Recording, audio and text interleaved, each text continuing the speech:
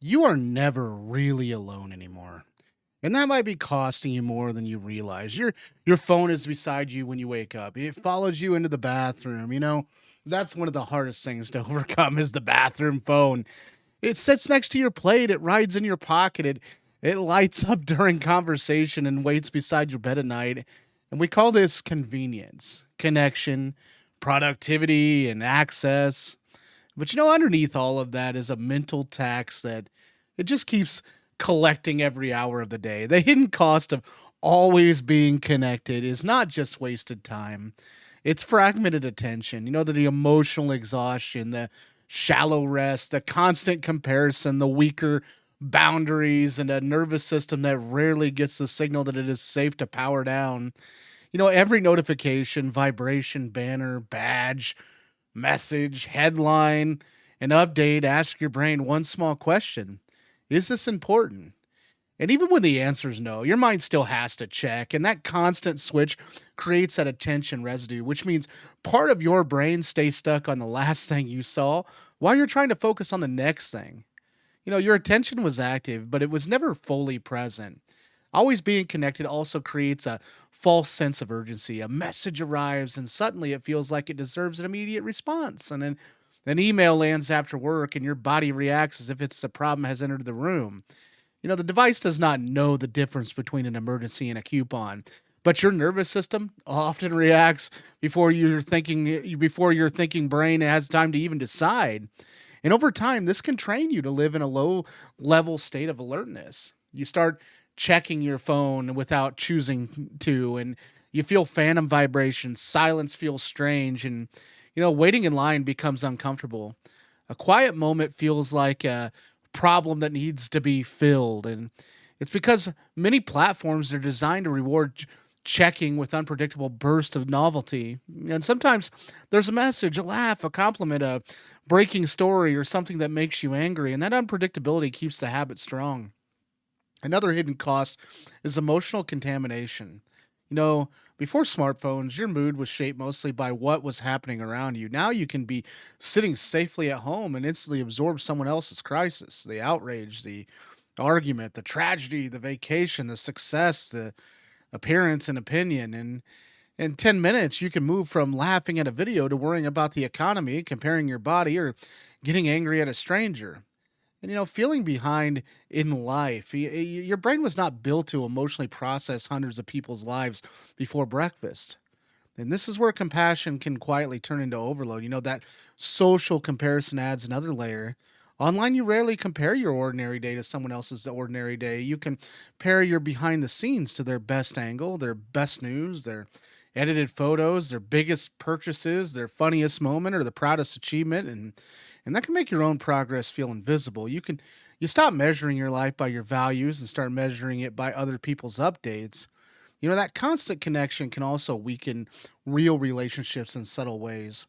You can be physically present but emotionally unavailable. A quick glance at a screen during a conversation sends a message, and even when you do not mean it to, something else might be more important than this moment. And repeated often enough, those tiny interruptions, they reduce the trust, the depth, and the closeness. And people share less when they expect your attention to disappear. And this is also a cost to identity. When every thought can become a post and every experience can become content, you may start observing your life instead of loving it.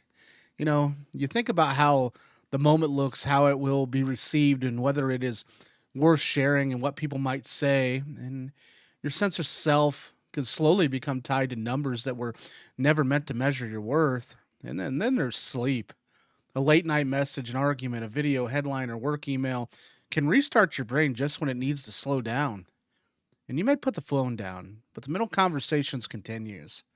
Poor sleep then makes attention, mood, patience, and impulse control worse the next day, which makes that mindless scrolling harder to resist, and the cycle feeds itself. Another cost is decision fatigue. Every swipe presents another choice. Open it, ignore it, answer it, save it, share it, buy it, and keep scrolling. And these choices, they seem tiny, but hundreds of them drain mental energy. And by evening, you may have less patience for decisions that actually matter, such as what to cook, whether to exercise, how to solve a problem, or how to respond calmly to someone you love. And the answer is is not to throw away technology or pretend connection's bad, okay? You know, technology, it helps people work, learn, create, find support, maintain relationships, and access opportunities. But the goal is not disconnection. The goal is intentional connection.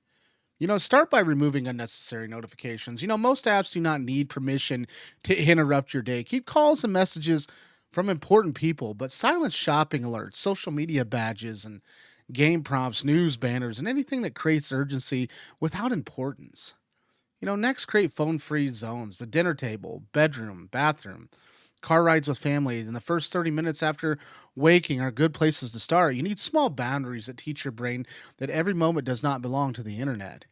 And schedule times to check the email, the social media, instead of checking whenever discomfort appears. Notice what triggers the reach. Is it boredom, stress, loneliness, that uncertainty or avoidance? And the phone is often not the real problem. It is the automatic escape route. And when you understand what you are escaping, you can choose a better response. Take a short walk, breathe slowly, write down the next task, and talk to someone in the room or sit through the 1 minute of boredom without filling it. And that minute matters because boredom is often where creativity, reflection, and emotional processing begin. Protect your attention like a limited resource because it is. And do one thing at a time when possible. Put the phone out of reach during focus work. Let messages wait. You finish a conversation without checking and watch something without scrolling through something else. Give your mind the experience of being fully in one place. Most importantly, stop treating availability as a moral obligation. You're allowed to respond later. You're allowed to miss the updates. You're allowed to have private moments and unproductive moments, quiet moments, and parts of your life that are not documented. Being reachable all the time does not make you more caring, responsible, informed, or successful. Sometimes the healthiest thing you can do is become unavailable long enough to hear your own thoughts again. The hidden mental cost of constant connection is that you can lose your attention, your peace, your identity, and the relationship one tiny interruption at a time. And the good news is that you can reclaim them the same way. One boundary, one quiet moment, and one intentional choice at a time. Thanks for watching today's video. If you found value in today's video and you enjoyed yourself, please subscribe. I'd appreciate it. We'll see you guys tomorrow on the next one. Have a good day. Take care.